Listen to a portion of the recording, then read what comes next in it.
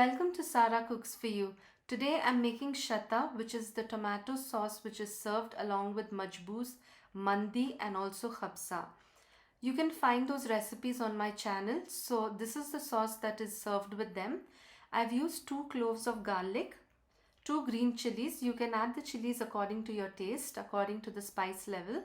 You can also add half or 1, and 2 tomatoes, 2 to 3 tomatoes, and a little bit of coriander leaves. If you don't have coriander or cilantro, you can use parsley, and 1 teaspoon of tomato puree. This tomato puree is not very thick, so I'm adding about 2 teaspoons. If you have the thick tomato paste, you can add 1 teaspoon.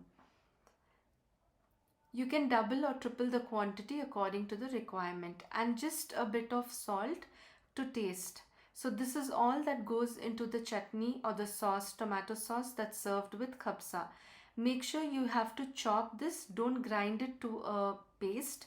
This has to be chopped. This is really fresh. It's a very fresh and tasty sauce.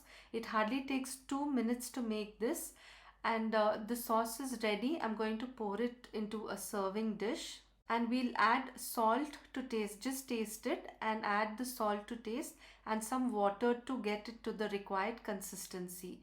This is really refreshing and it has to be served immediately. You cannot store this for a very long time, and once you make it, if you're not using it immediately, please place it in the refrigerator.